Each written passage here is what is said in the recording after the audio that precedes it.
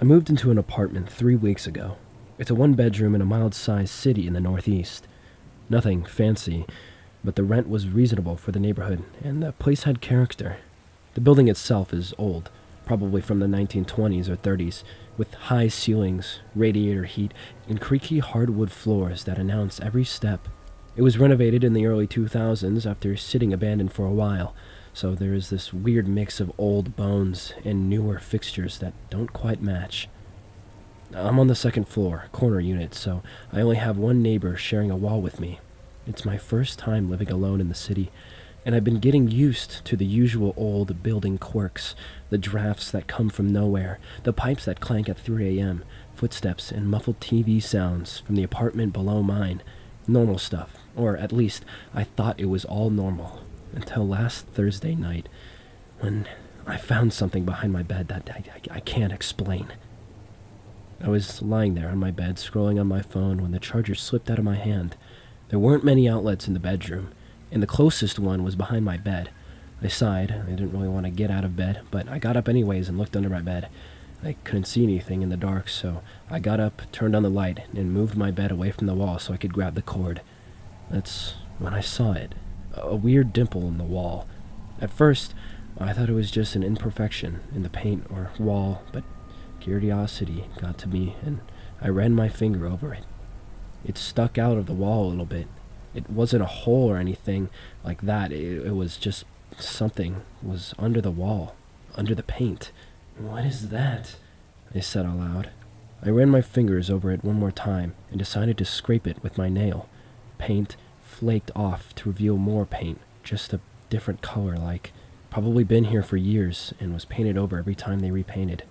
It was probably just a nail or a screw, I thought, but I was invested. I wanted to know what it was, even if it was something as simple as a nail. I got up and grabbed my keys off the nightstand and scraped off the layers of the paint with the key. The paint flaked off layer by layer until... "What the hell is that?" I asked the room in confusion. I looked at the area that I had scraped off, and what I saw confused me. It wasn't a nail or a screw. It wasn't an imperfection in the wall or paint. It looked like a peephole, like the ones you see in doors to see out and see who's knocking. I stared at it for a moment. A peephole in my wall, near the floor. It didn't make any sense. Why would there be a peephole in the wall? Why so low down?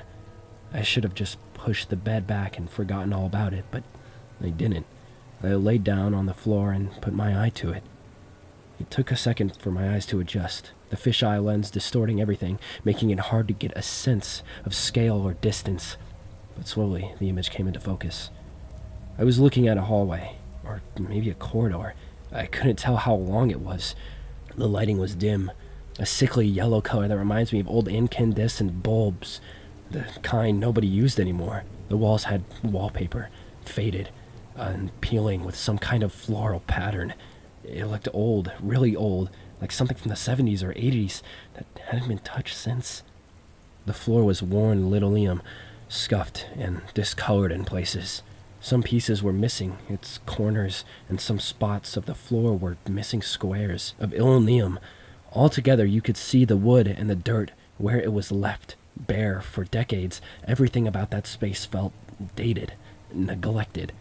I watched for maybe 30 seconds. Nothing moved. It was just an empty hallway. Then I heard it. Clicking sounds. Rhythmic, steady, like hard-soled shoes on tile. Footsteps. They were faint at first, but getting closer. The sound was clear enough that I could tell they were coming from somewhere down the hallway, moving towards my field of vision. Are these the footsteps I've been hearing at night while I'm trying to sleep? I held my breath. The footsteps got louder. Then they passed directly in front of the peephole, and I saw them. Red heels, bright red, stiletto style. They moved with purpose, steady and unhurried, clicking sharply against the linoleum. I could see pale skin, ankles, maybe the bottom of calves, but the fisheye distortion and the angle made it impossible to see any higher. The heels continued past. The clicking faded away down the hallway until I couldn't hear them anymore. I pulled back from the peephole, my heart pounding. I sat there on the floor for a minute, my back against the bed frame, trying to process what I'd just seen. My hands were shaking a little. It had to be another apartment, right? Or maybe some kind of maintenance corridor I didn't know about. Old buildings like this always had weird layouts, old hallways that got walled up during renovations. That would explain the dated paper and lighting. Someone from the building, a tenant, a maintenance person, had just walked past. But that didn't explain the peephole. Why would there be a peephole looking into another space? Peepholes are supposed to let you see out, to see who's at your door, to check if it's safe. This one was backwards. Someone had installed it to watch that hallway, to spy on whoever walked past. And why install it so low to the ground? Where do you have to lie on the floor to use it? Who does that? I checked my phone. It was almost 1 a.m. I pushed the bed back against the wall. I grabbed my charger from where it had fallen and plugged in my phone. Then I just lay there in the dark, staring at the wall. I kept thinking about those red heels, the way they clicked against the floor with such purpose. Like whoever was wearing them knew exactly where they were going. And the fact that I couldn't see who was wearing them made it even worse somehow. Just the shoes. Just the ankles. Nothing else. And I kept thinking about that hallway. The faded paper, the yellow lighting. It looked abandoned, forgotten. Like a place that shouldn't exist anymore. My bedroom is on the corner of the building. On the other side of the wall should be exactly... I'm not entirely sure. Maybe the exterior? There isn't apartments on the other side of the building, but it's solid wall. I tried to picture the layout, but I couldn't make it make sense. That hallway I saw, where the hell was it? I barely slept. Every time I started to drift off, I'd think about that peephole, just a few feet away from my head, about someone installing it there, deliberately, about what they were watching for. Today I've been trying to convince myself to call my landlord, to ask if there's some kind of sealed-off section of the building, to get an explanation that made sense. But I haven't. When it gets dark, I know I'm going to look through the peephole again. I have to know if those red heels come back. I didn't sleep well. Every time I closed my eyes, I kept seeing those red heels clicking across the linoleum floor. Kept thinking about that peephole just a few feet away from my head. When morning finally came, I lay in bed, staring at the wall. The rational part of my brain was trying to convince me that I'd imagined it, or misunderstood what I'd seen. Maybe it was just a weird reflection in the glass. Maybe the lighting in my room had created some kind of illusion. I had to check again. I got out of the bed and moved it away from the wall. The peephole was still there, a small brass circle where I'd scraped away the paint. Real, undeniable. I got down on the floor and put my eye to it. The hallway was still there. Same faded floral wallpaper, same yellowish lighting, same worn linoleum floor with patches missing, exposing old wood and decades of accumulative dirt. It looked exactly the same as it had last night, like nothing had changed in that space for years. I pulled back and sat against the bed frame, trying to think. My apartment was on the corner of the building, second floor. On the other side of the wall should be... what? I tried to picture the layout from outside. My bedroom window faced the street. This wall was perpendicular to that. It should be the exterior wall. Maybe it backed up to the building next door? I needed to see for myself. I got up off the floor and put on the clothes from yesterday. I need to shower and do laundry today, I thought to myself as I pulled the shirt over my head. I walked out into the living area of the apartment. Everything seemed normal. The sound of neighbor's TV shouted from the other side of the wall. God, was my neighbor deaf? I looked around the apartment, even though everything was as I had left it. Nothing was out of the ordinary. It felt off. It gave a foreboding feeling of being watched. Was there more of those peephole things around here? What if there were ones looking into my apartment? I shook the feeling off and went outside. I went down the stairs to the ground floor and walked around the corner. The sun was out. It was a nice warm day. For it being November, it must have been in the low 50s. Kids were playing on the small playground that the apartment had. People were outside on their small porches in front of their sliding glass doors.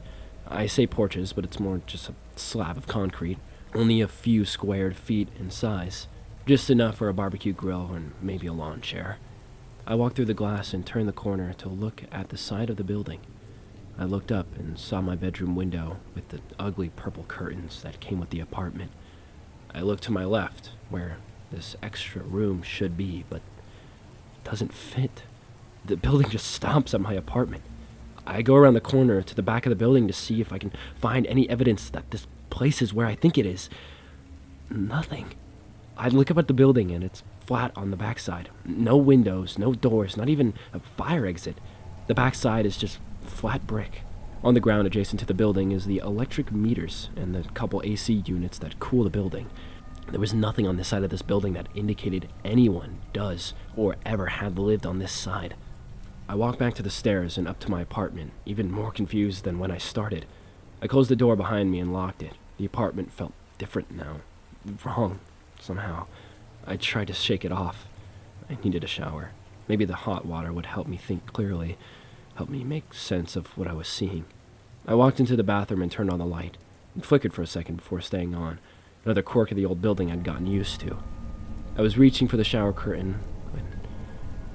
No, I saw it. Another dimple in the wall. This one was at eye level, just to the right of the mirror. I'd walked past it dozens of times in the past 3 weeks and never noticed it. I stared at it for a moment, confused. Another one. Why was this one in the bathroom? I leaned forward and put my eye to the peephole. It took a moment to adjust. The fisheye lens warping everything at first, then the image focused. I was looking at a bathroom. The same aesthetic as the hallway, old, dated, neglected. There was a toilet with a yellowed seat, an old porcelain tub with rust stains running down from the faucet. No shower curtains, just the bare tub. The sink had 2 separate taps, one for hot, one for cold, the kind I hadn't seen outside of really old houses. The mirror above the sink was broken, not shattered, but a large clunk in the upper right corner was missing, leaving jagged edges and exposing the wall behind it. The same faded floral wallpaper, the same worn linoleum floor. Through this one was in worse shape. More pieces missing, more of the bare wood underneath exposed. The lighting was dim, that same sickly yellow color. I watched for maybe 30 seconds. Nothing moved. Just an empty, forgotten bathroom. Then, suddenly, a face filled my vision. I jerked back so hard I hit my head on the towel rack behind me. My heart was pounding, my breath coming in short gasps. She'd been right there, right on the other side of the wall. Her face had been inches from mine, separated only by the peephole and the wall between us. I stood there, frozen, my back pressed against the opposite wall of the bathroom. Had she seen me? No, peepholes only work one way. She couldn't have known I was watching. But what had she been doing? Why was her face so close to the wall? My hands were shaking. I took a few deep breaths, trying to calm down. I shouldn't have left it alone. Should have covered the peephole, pushed a cabinet in front of it, pretended I never found it. But I didn't. Slowly, my heart still racing, I stepped forward and looked through again. She was still there, but she'd moved away from the wall. She was standing in front of the broken mirror now, brushing her hair. I could see her more clearly from this angle. She looked to be in her 60s, though it was hard to tell. Her face was deeply lined, weathered, dirty. Her hair was long and gray, tangled, despite her attempts to brush it. She was wearing what looked like a nightgown, once white, now yellowed and stained. But it was her eyes that made my breath catch. Even in the distorted reflection of the black mirror, I could see them. Wild, unfocused, like she'd been looking at something that wasn't there. She brushed her hair with slow, methodical strokes, over and over, like it was routine she's done thousands of times. I watched for maybe a minute, unable to look away.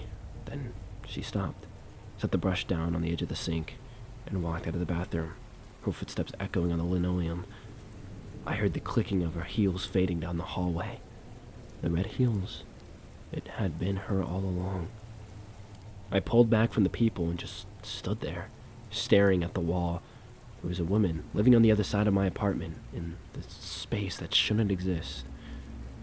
I should call someone, the landlord, the police, someone. But what would I even say? There was a woman living in my walls. I saw her through a peephole. They'd think I was insane. High, having some kind of mental break. And what proof did I have? 2 peoples that I'd scraped the paint off for myself. For all they knew, I'd just installed them. I needed to think, to process what I was seeing, to make sure I wasn't losing my mind. I turned on the shower, letting the water heat up. Maybe a shower would help clear my head, help me figure out what to do next. The hot water felt good, but I couldn't relax.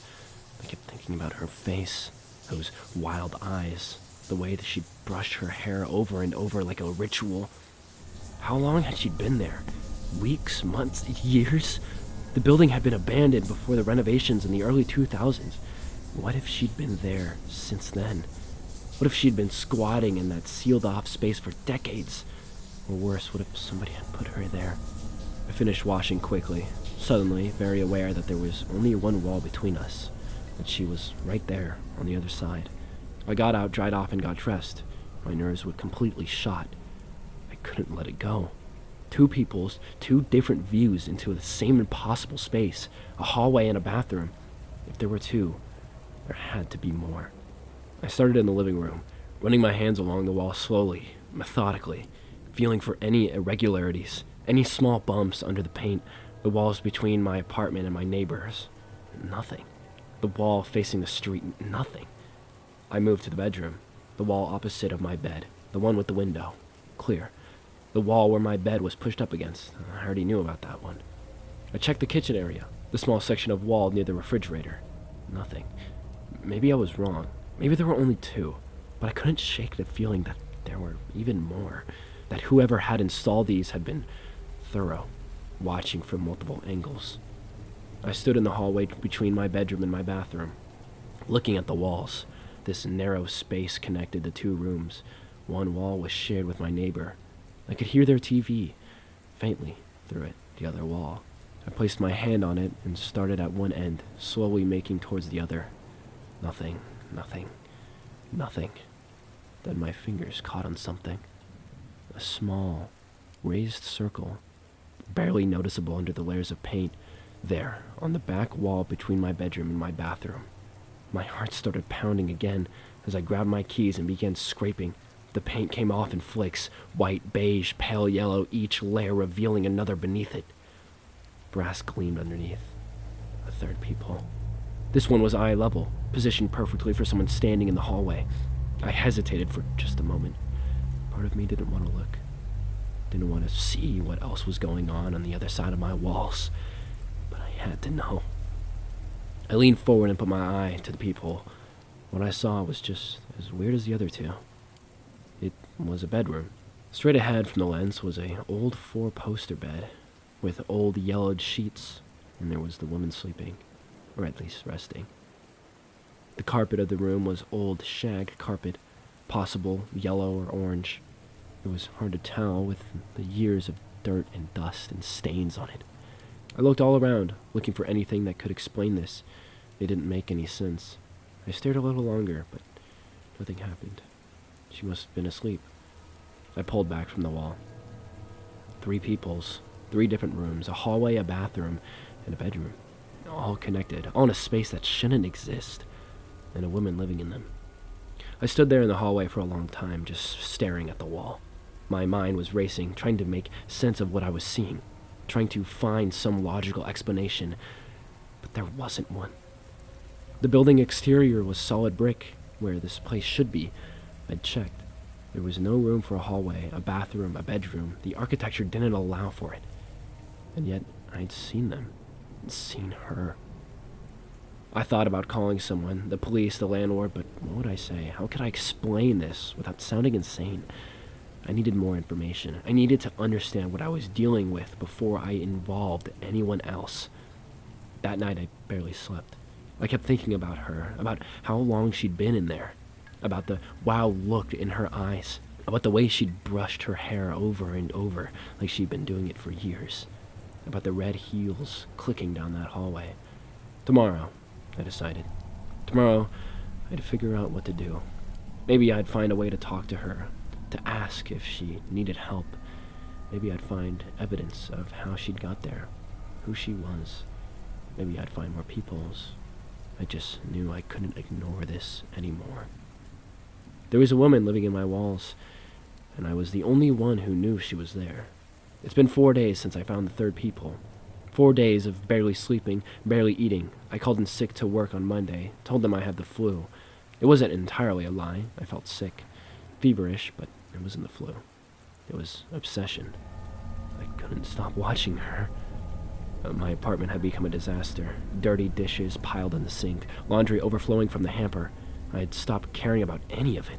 All I could think about was those peepholes. About the woman on the other side of my walls.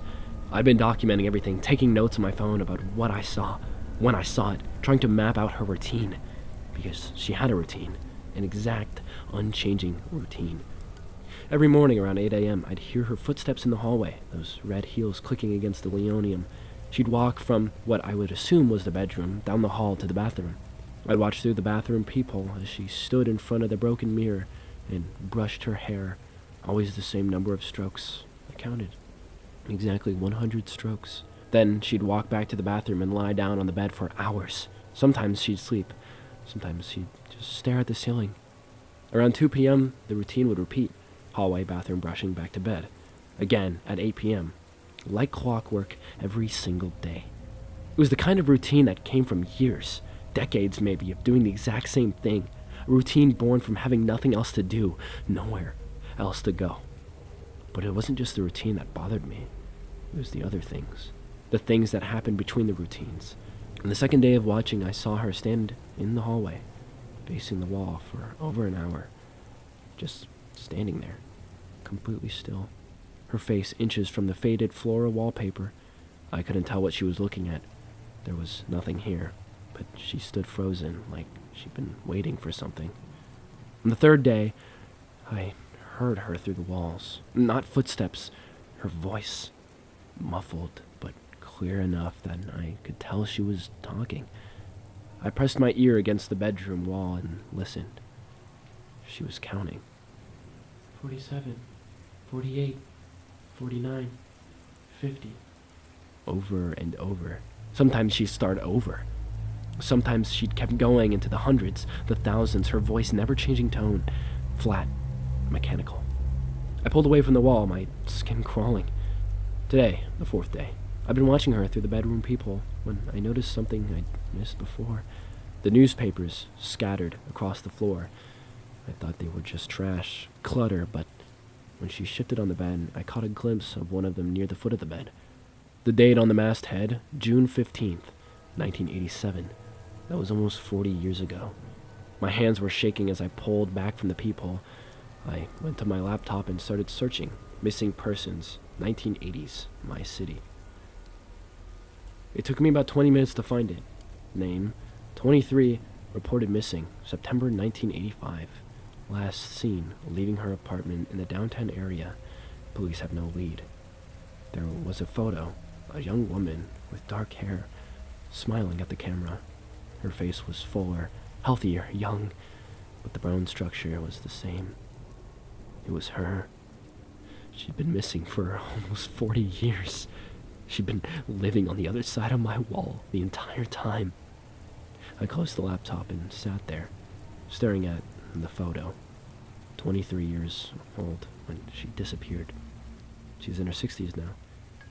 I needed to see her again, to confirm it really was her. I went back to the hallway peephole and looked through. She was sitting on the edge of her bed, her back to me. Her gray hair hung down past her shoulders, tangled and matted. She was rocking slightly back and forth, back and forth. Then she stopped. She stood up and turned, and walked directly towards the wall, towards me. I held my breath as she got closer, closer. Her face filled the entire view of the peephole.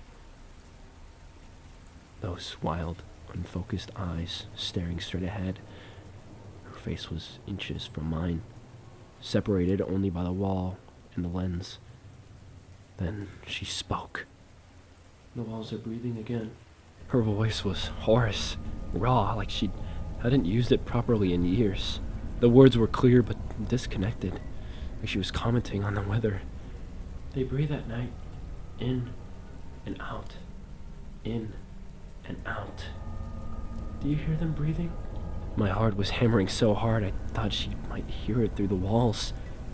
She tilted her head, her eyes still unfocused, staring at nothing. Sometimes they whisper. They tell me things. They told me about you. I jerked back from the peephole, my breath coming in short gasps. She couldn't know I was there. People's only worked one way. She couldn't see me, but she knew something was there. I stood in the hallway, my back against the opposite wall, trying to catch my breath. She couldn't have been talking to me. She was just talking, the way she'd been counting earlier. Her mind was broken. She was talking to herself, to the walls, to nothing. That's what I told myself. But I had to look again. I had to see what she was doing. I stepped forward and put my eye back to the peephole. She was standing there, facing the wall, but now her hands were pressed flat against the wallpaper, her fingers splayed wide. She was moving them slowly, feeling the textures of the wall, tracing the faded floral pattern. Then she started scratching. Her fingernails scraped against the wallpaper, slow and deliberate, not frantic, methodical. She was trying to dig through something on the other side. The sound made my skin crawl.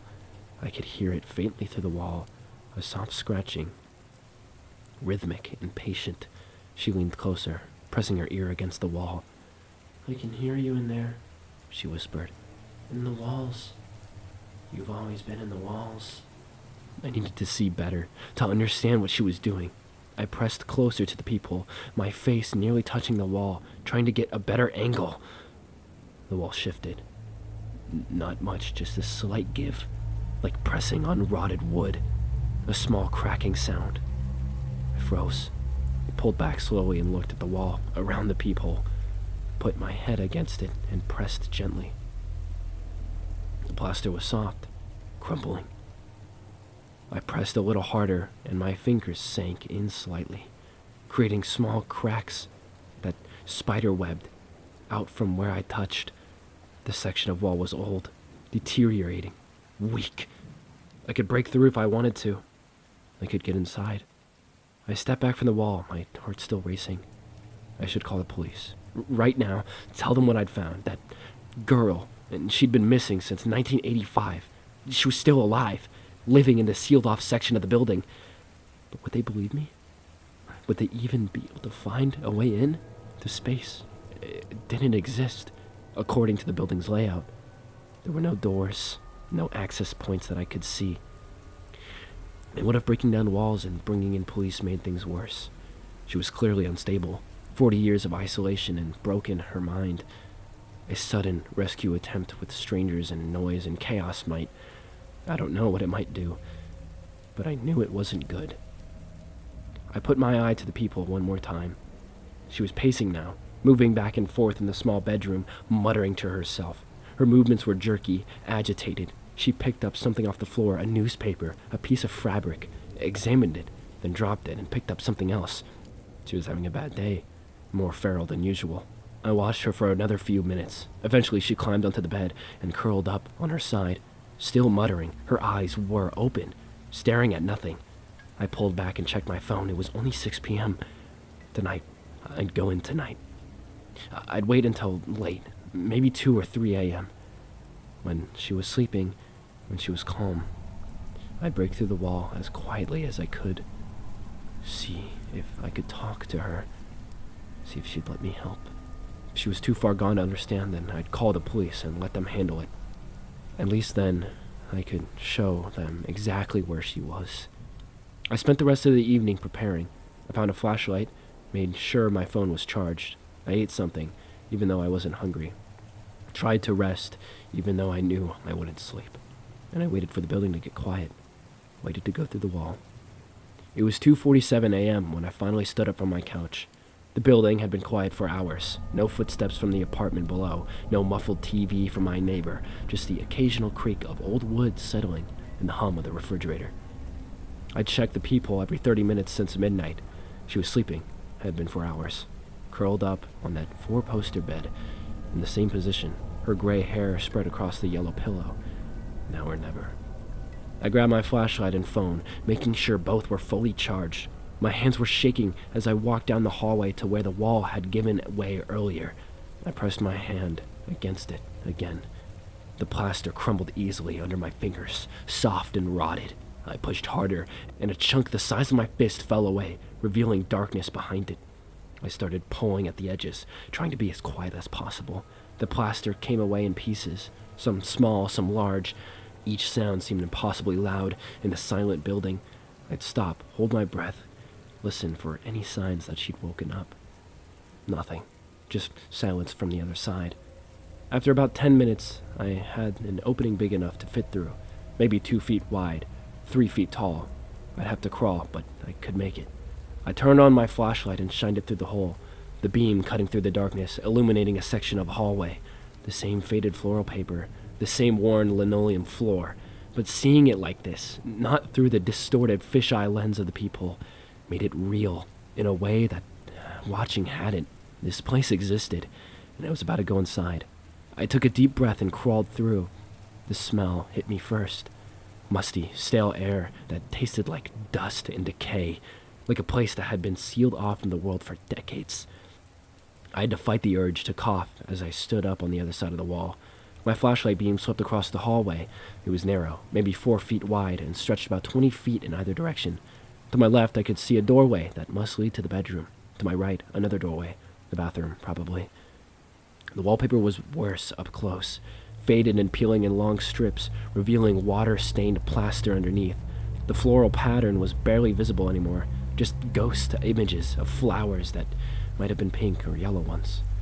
The linoleum floor was cracked and buckled in places. I could see the dark wood underneath, where whole sections were missing. My footsteps sounded too loud, even though I was trying to walk quietly. I moved towards the bathroom first, keeping my flashlight low. The door was open, hanging slightly crooked on its hinges.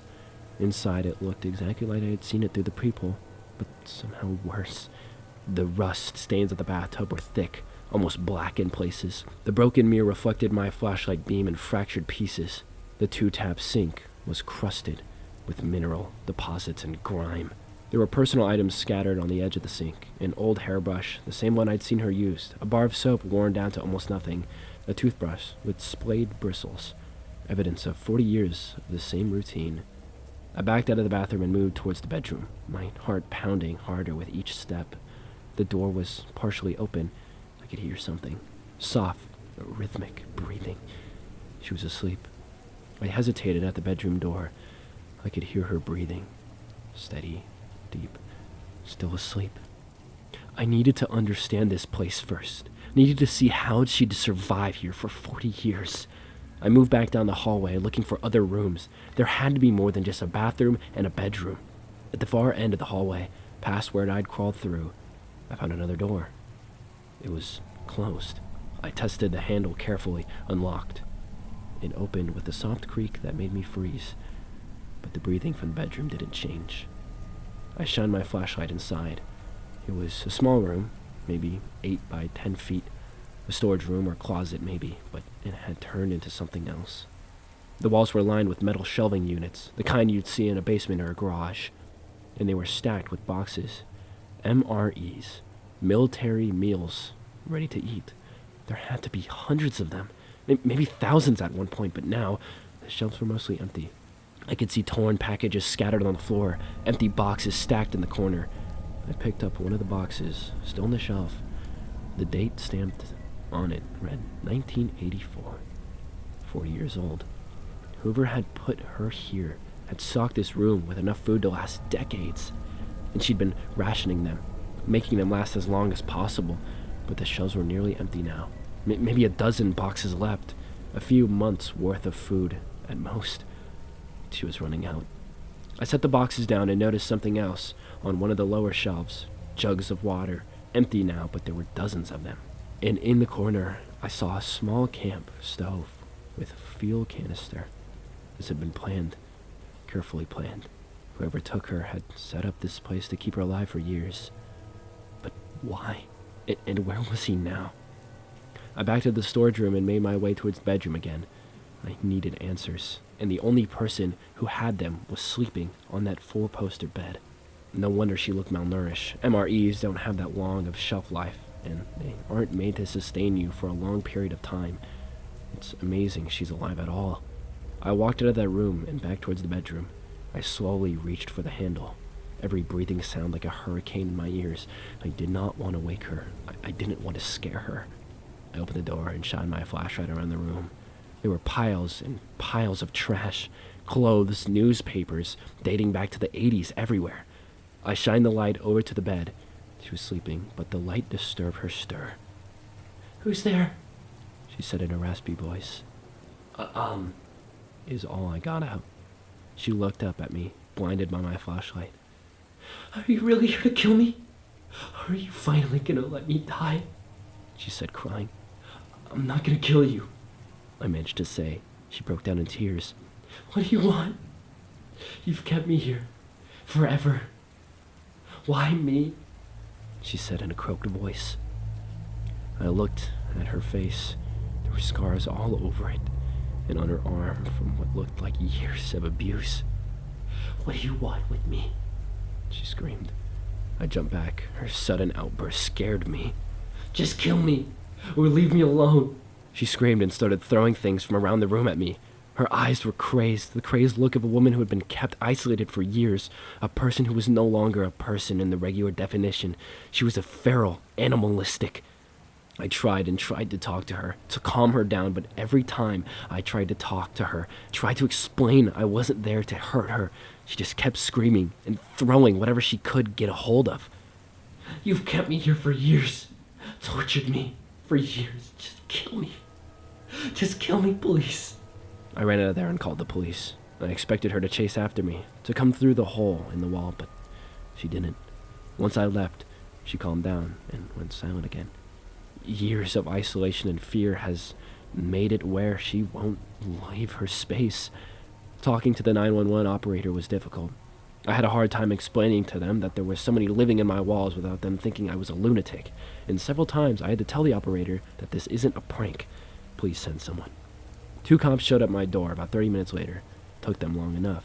I still don't think they took me seriously until I showed them the hole in my wall. I told them everything. I told them about the weird peepholes everywhere. I told them that I just moved in, and I told them about the woman in the walls. "Why didn't you call us immediately?" one officer asked. "Because you guys already thought I was crazy as it is. I have no proof until now, and I didn't want you to think I did it." The cops called for another unit and an ambulance to come. They wouldn't let me go into the room with the woman when they went in and got her, but I could hear her giving them a fight and screaming at her. Finally, after about an hour of cops going in and out, paramedics going in and out, she was removed from the hole in the wall. I watched as she screamed and thrashed around in the stretcher. In the light, I could see her better. She had scars all over her body. They loaded her up onto the stretcher and out the door. I retold my story at least 3 times to the cops, but was still brought down to the station where 2 detectives grilled me with questions for hours.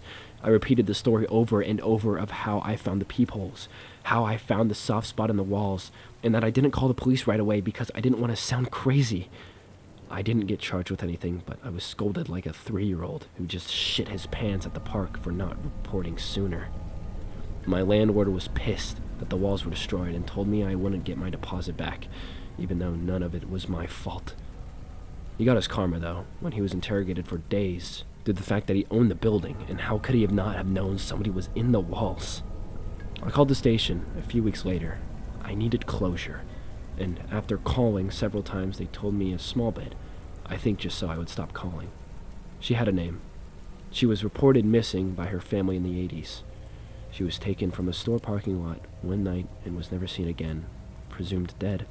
She has no living relatives, so she became a ward of the state. They said her captor brought her to that building and held her there. At some point, he stopped showing up to do whatever it was that he did to her. Given the scares and the behavior, when being approached by a man, you couldn't use your imagination on what things were done to her. They wouldn't tell me his name, but did tell me that he was arrested on a different charge sometime in the late 80s and spent 15 years before he was killed in prison, which explains why he'd stopped coming around. No one knew she was there. He had owned the building, or knew the owners, and had created the space in the walls to keep her. And then, after he disappeared, the building was made into apartments. "A gross neglect on the city and the contractors for not finding the hiding space," is what an officer told me. He said he couldn't tell me any more than that, and he hung up. I called the hospital where they had took her and found out that she had killed herself after a week of being there. She couldn't understand the world around her anymore. She couldn't understand the world around her anymore and couldn't cope with the trauma. I did some digging and found out she had bitten off her own tongue while in therapy session and bled to death. The landlord gave me a different apartment for obvious reasons, and I've been trying to get back to normal. But last night in my new apartment, I heard something knocking on the wall behind my bed.